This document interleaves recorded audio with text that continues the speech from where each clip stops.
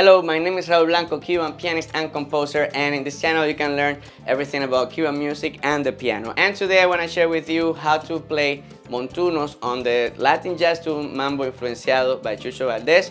We're going to create a couple of Montunos based on last class, some of those basic Latin jazz Montunos to play in a modern setting. Intro!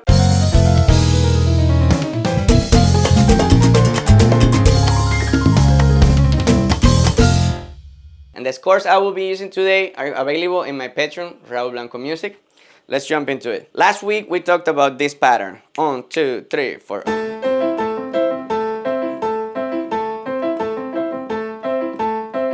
This is a Montuno that is all upbeats, pretty much. If you simplify it, it goes like this. 1, 2, 3, 4.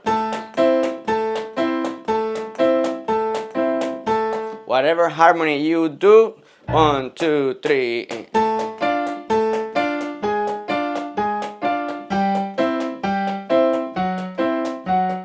That's the basic structure, all upbeats. But we are gonna add some arpeggios and some counterpoints and pivoting notes in the left hand, influenced from timba, Cuban timba. They go like this: 1, 2, 3.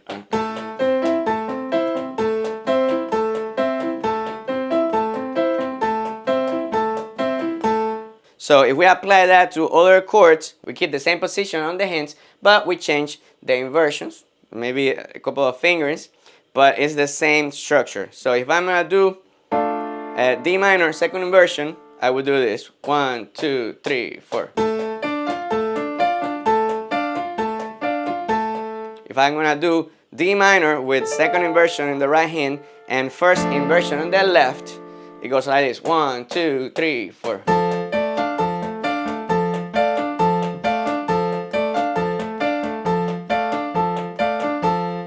As you see, this Montuno with this change on inversion sounds a little fuller, because when you're playing the fifth on the right hand with the octave, the left hand is playing the third, and when you're arpeggiating D, F, the left hand is doing A, D. So when you play the root of the chord, D minor, here you're playing the fifth, and then when you're playing the third of D minor, in the left you're playing the roots. So,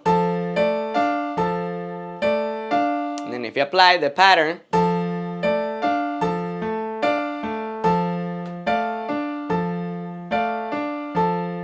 you have a full harmony the whole time. That's a little bit of the principle I'm going to apply on Mambo Influenciado. I'm going to be using all kinds of chords and all kinds of inversions. Okay, let me show you. 1, 2, 3, 4.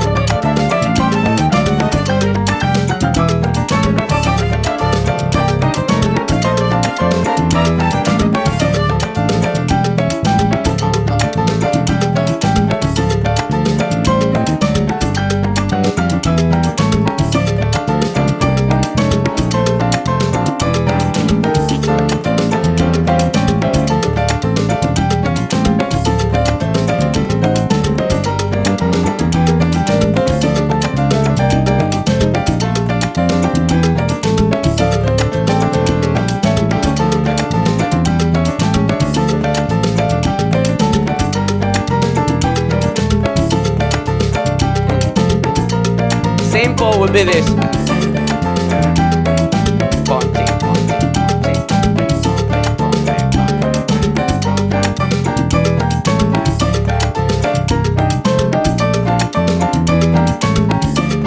All upbeats. So as you can see, I'm just moving the chords and using pretty much like I would do chords in jazz, but I'm keeping the same Montuno structure. Octave with whatever's happening on the pinky right here.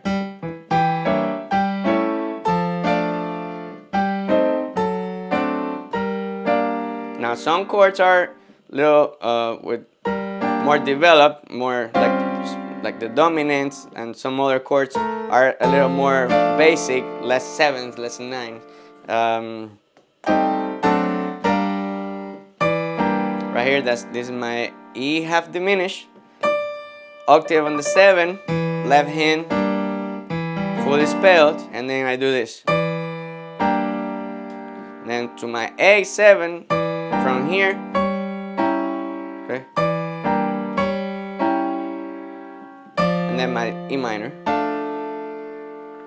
and then the C minor, the 2-5-1 to B flat, I do like a C minor 7 with a 9, right? But my right hand's on the 9, and then the pinky's on the 7. You get this, and then these 3 notes right here, the 9, the 3rd, and the 5th, while the right hand's playing 5th and 7. That's my C minor. And then to the F,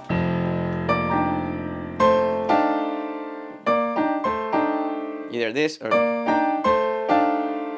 this is my F. So I have the right hand on the 5th and the left hand pinky on the 3rd, and then this is a jazz voicing. You had that's F, right? 3rd, 13, 7, and 9.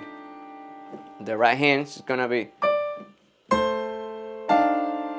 right here, the 5th, then root and 3rd. C minor, F13, F7, 13. Okay, so, and then B flat, the same position as before. This was in the C minor, F7, B flat major. So the 7 right here, when I play the 9 on the octave, and then 9, 3rd, 5th against 5th and 7. So B flat major. So 2-5-1 B. Oops. Now what did I do right there? Okay, now that's like a F augmented, right? Or would be like a flat 13. Okay, so you can do, it's like a little chromatism, right? You can keep these two from the chord, the 13, because as you can see, you're playing the major 13 of F while the right hand played the flat 13th, and they don't clash too much because they're actually spelled at different moments. So when I play in the flat 13 here, this is the 3rd, so when I switch and I play the major 13, I'm not playing the flat 13. So if I play them both together, it's not the same. But since I'm doing this, and you're coming from this,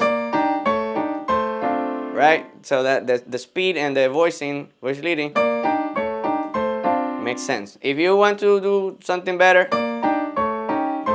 that also works. It doesn't matter, okay? You can adjust the Montuno to the voicings you like. But that's the principle, okay? You gotta find balance. You gotta find voicings that don't clash. You have to find fullness and richness if you wanna sound good. All right.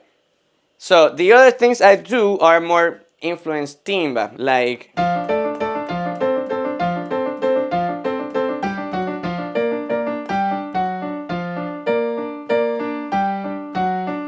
I have a full book of exercises. It's almost gonna be ready in English, so probably next week it's gonna be available in English. So stay tuned. I'm gonna leave the link below so you can learn all this pivoting and you can do exercises to help you understand a little more of this counterpoint and lines on the left hand. Like this, for example. This is a D minor. This right here is the same thing as this, or this, and this is the same thing as this, but you're adding an extra note right here in between that. It's like Alberti bass in classical music, right? Or like whatever that's. Okay, Alberti bass is. So in timba we go classical. No.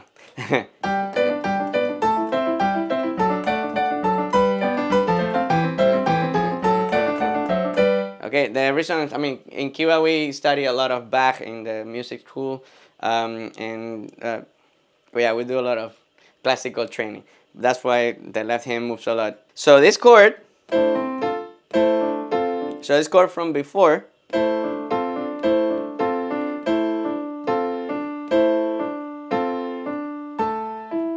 see, the same finger in the same structure, I'm just using, and this is the D minor, okay, D minor with the fifth, the seventh, the root, the 9, the third, the fifth, and the 7th. But the structure you're using is this. Remember the octave? The octave would be with these notes. Here is, and then the pivoting notes, and then the chord would be with the middle one. Right? So the thing is, you gotta find a voice in that when you do that, it sounds full again, okay?